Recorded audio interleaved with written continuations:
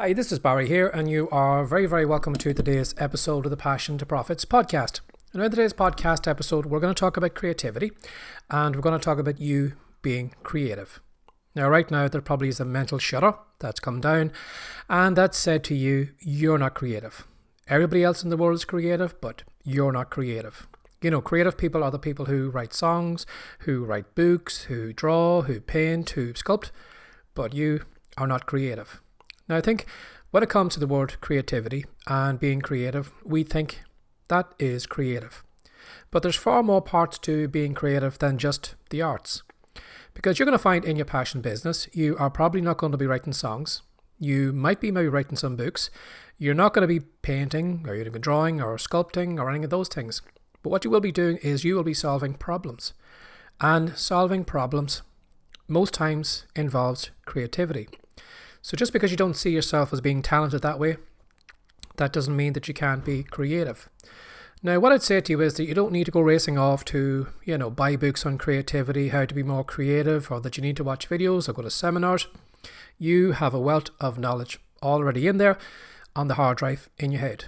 Because from birth to right now, you have gained a lot of experience. You've saw a lot of things. You've heard a lot of things. And you've experienced things. So right now what you can do is you can draw on the vast knowledge that you have in that hard drive in your head to come up with some creative solutions. Now the first thing I'd say to you is that when it comes to creativity, sometimes the best thing that can happen to us is that we're restricted. We don't have the time, we don't have the money, we don't have the connections, the resources. Sometimes that can actually work in our favour. We think sometimes that restriction is a bad thing. Now, in my own case, an example of how I was actually creative by being restricted was something that happened to me when I was probably about 13. Now, Barry wasn't very clever at the time because of what he did. Because what I used to do was I used to lie in bed. And what I used to do was I used to have one of those metal darts, the dartboards. And what I would do is I'd lie on my bed and I would purposely throw the dart straight up towards the ceiling and wait until it had almost touched the ceiling and then move my head at the last second so that the dart could hit my pillow. Not very clever, and I'm lucky I still have got two eyes. But I used to do that sometimes when I was bored. And this one night I was doing it, the dart hit the pillow, fell down the side of the bed, and then as I reached down to find the dart, I found the carpet was wet and hot. I'm thinking to myself, why would this carpet be damp and hot? I realised then, of course, the dart went straight through the plumbing. So I pulled back the bed and sure enough, there was the dart stuck in the copper pipe and there was water spraying all over the place. Now, if that wasn't bad enough, my father had only done the plumbing a couple of weeks beforehand. So as you can imagine, as a teenager, the last thing I wanted to do was go racing off and tell him that I'd punctured his new plumbing and that my room was filling up with water. So Barry was just looking at this hole in this copper pipe. How do you fill it? So what I thought was, something, maybe I can put a screw in it. And that's what I did. I raced off into the shed, got a little brass screw, screwed it in. And then just to cover my tracks, I got a bit of a saw, chopped off the top of the screw, and then got a piece of white paint that my father had used for painting the ceiling and just dabbed it on the copper pipe. So it looked like it was just a paint blob on the copper pipe and that there wasn't actually a brass screw below it. So that worked. It did. It actually closed up the hole. And I think if I had had more time, if I had, resources and all those different things, I probably wouldn't have come up with as good a solution. But the fact that I was under pressure, panicking because the room was filling up with water and knowing I was going to be in big trouble, that thought came to me. Just simply get a screw, stick it in the hole. And it worked. Another example of how you can actually, or how someone else had actually worked with restrictions is, I remember hearing a story one time about a teacher who had given these kids a writing assignment. And what she simply said to them was, I want you to write a story about a girl called Sally or a boy called Tom and just write a story about them. And what she did was as the class was going on, she found there's a lot of kids actually chewing on their pencils, looking at the window, and there wasn't much writing going on. And then what she realised was that she actually had given them too broad of an idea. And that if she actually narrowed it down, made that character more specific, the kids could actually work better. So what she simply said was that little Sally and little Tom had a brother. Little Sally and little Tom liked walking into the local forest and they loved nature. And by simply just giving them these little prompts that they needed to follow along, it made it a lot easier for the kids to come up with the stories. because it's almost like being in a bowling lane. She had given them bumpers that they had to stay between. And you're going to find that having restrictions sometimes will allow you to come up with amazing ideas, or actually get you going in the right direction because you're restricted. So don't see the lack of money, the lack of knowledge, the lack of experience actually working against you. Sometimes it can actually benefit you, and sometimes you can really come up with some great ideas when you're restricted. Now, another thing you should do as well too, if you are maybe faced with a problem and you're trying to come up with a solution, is just observe what other people have done and just do what they did. You know, you can be guaranteed that most problems we have been problems that someone else had before. And you're going to find that someone has probably written a blog post about it. They probably have made a video about it. They might have podcasted about it. But they've showed people how they actually overcome that problem. And basically what you simply do is you go off and you find their solution and then just use it in your own life. Now, you might find that maybe the solution that they're giving you isn't ideal. But what you can do is you can simply go and get a couple of different solutions, combine them together, make something original, and then use that to overcome your problem. So don't think that when it comes to creativity that you're looking at a blank page or you need to come up with a brilliant original idea. The ideas are already out there. You know, when you think about it, like a pencil really is just wood, graphite, and somebody came along and stuck a rubber on the top. And each of those things combined together made that pencil. Again, if you look at a mobile phone, you know, our mobile phones nowadays, our smartphones, are more than a phone. You've got a voice recorder, you have got maybe a notepad, you've got all these different apps. So you have all these different functions in the phone. So it's not just a phone anymore. So although you could look at an iPhone and say, oh, that's a wonderful creation and something original, basically all Apple did was just combined all these different things into a device and said, there you go.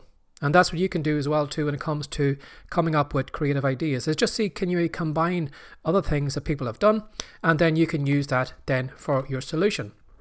Another way of overcoming or being more creative is simply using the what if question.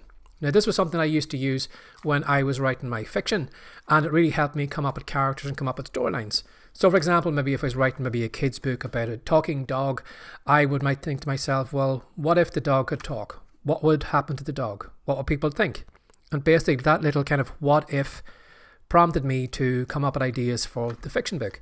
Now, in your fiction book, in your solution that you're trying to come up with your problem, using that what if can really work for you, because as I said, it can help you not only now, but it can help you with problems that might come in the future. You know, sometimes as we're working along, we never think of the danger that could happen ahead. For example, maybe you're putting all your content in one platform and you assume that platform is always going to be there for your videos. You know, you always assume that YouTube is always going to be there. Google is always going to be there. Facebook is always going to be there. But you've seen in the past, big businesses come and go.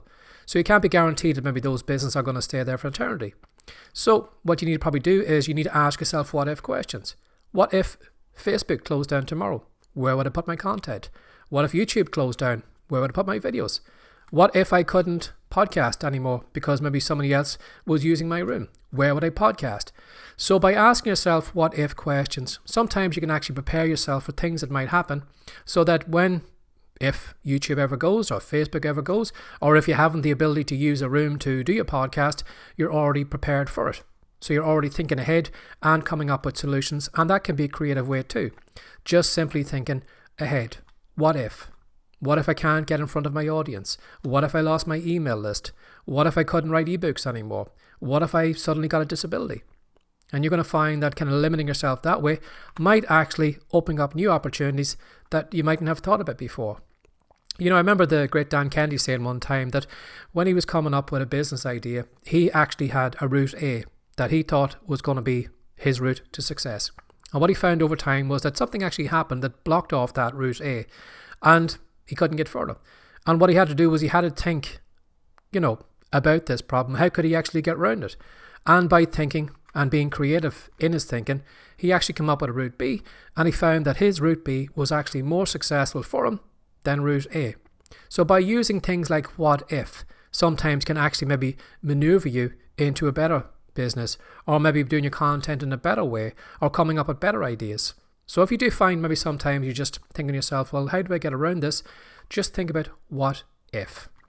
And another thing you can do is change your perspective. You know, sometimes when we aren't creative, it's basically because sometimes we get locked in our head.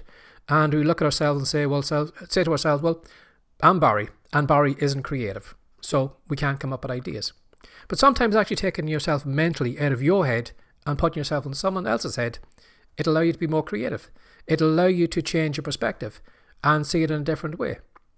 I remember the great Bob Proctor used to say sometimes that, when he was faced with a problem, what he used to do was he used to have the dinner table and he would imagine different historical characters sitting in chairs around the dinner table.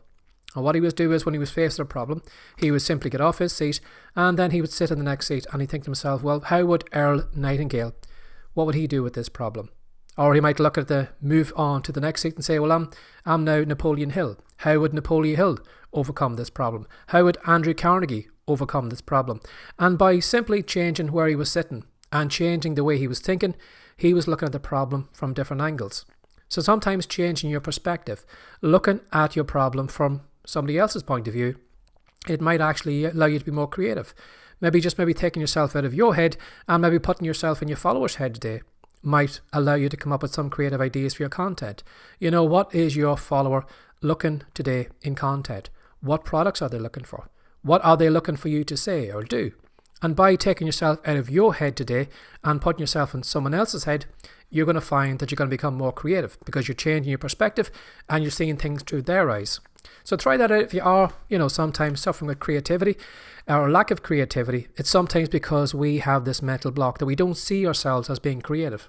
But by looking through someone else's perspective, it kind of opens up our brain and allows us to actually channel into that creativity so that we come up with solutions to our problems. Now, another thing you could do too is copy what someone else is doing. Now, you're probably thinking, well, why would I copy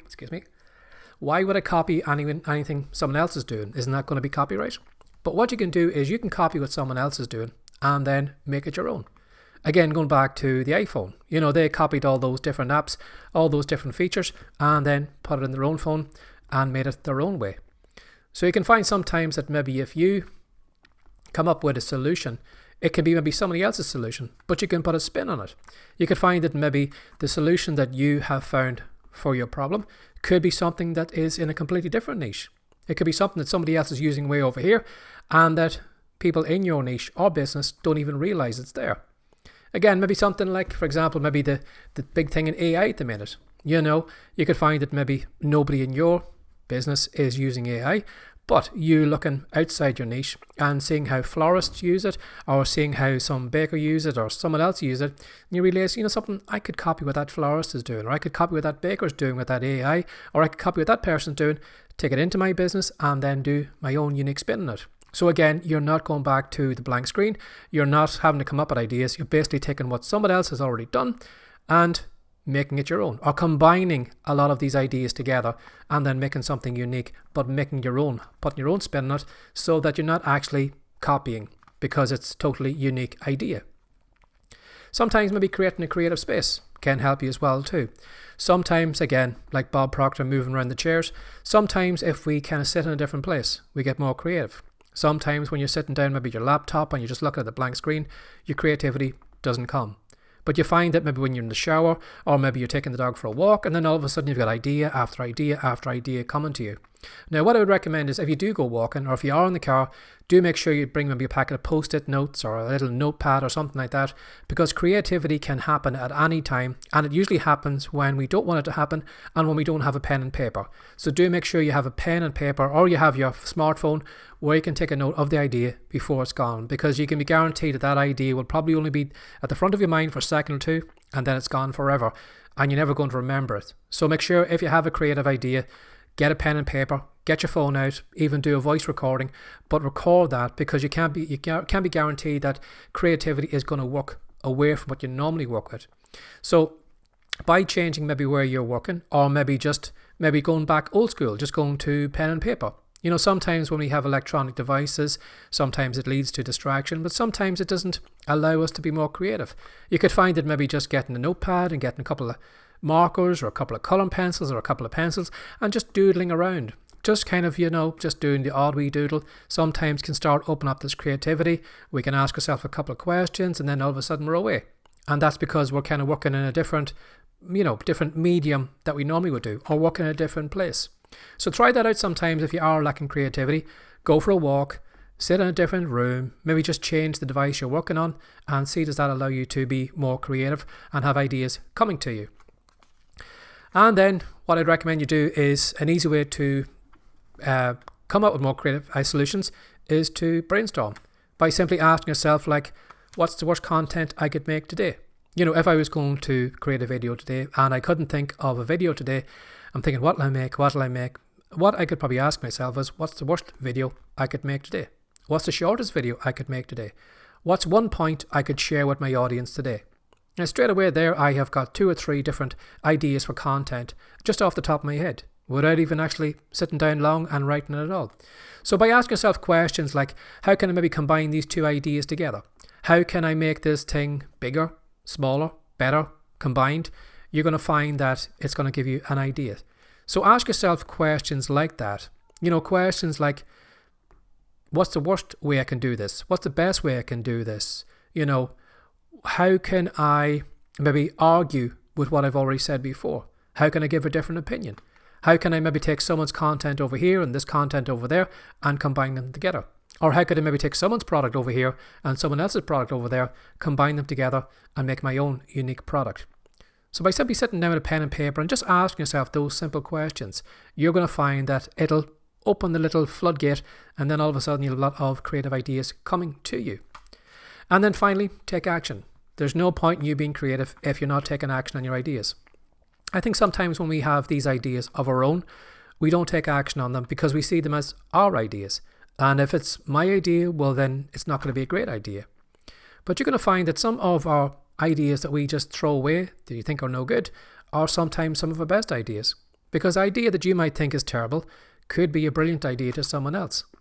So don't be so dismissive of your ideas. Just throw them out there. Sometimes just test them and see that they work. And you could find that you could be wrong. I've found this many times. Sometimes when I come on here, maybe make a video or do a podcast, I say to myself, Barry, you've got a great idea. And then I go ahead, record the content, record the video, and then it flops. And then other days I have ideas that I just think, well, no one's going to be interested in this. No one's going to watch this video. It's not going to go anywhere. But I still throw it out there because you never know. It could take off. And again, I found that with fiction books. Some of my best fiction books were just spur of the moment ideas that I just threw out there and that did well. Other things that I put my heart and my soul into and thought was really going to go well, didn't go well. So you have to see what other people think of your ideas. Don't dismiss your ideas. Take action on them. No matter how crazy they are, no matter how stupid they are, no matter you think they're not going to go anywhere. You never know. So take action on the ideas, because if you don't take action on the ideas that you've been given by this great brain of yours, your great brain will say, well, what's the point of me giving this person ideas because they're not taking action on them? I'm wasting my time, burning up brain cells here, giving them all this content, giving them all the ideas, all the tips and tricks, and then it's just a waste of time. So don't do that to your brain. If your brain is coming up and giving you solutions, note them down at least, and then look at the best ones, but do take action on them because you never know where it's going to go next. So hopefully this podcast episode has helped you, because as I said, we sometimes see ourselves as not creative, but I think that's because we confuse all the arts as being creative, but there are other parts of life where you can be creative. So hopefully this podcast episode has helped you out. Again, as always, if you have any questions or if you have any comments at all, please feel free to leave them below the content.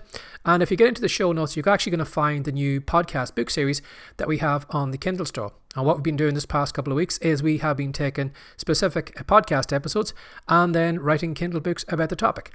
So if you'd like to know about the Kindle book series, click on the link in the show notes. It'll take you directly over there. And as always, have a lovely day. Take care. Bye-bye.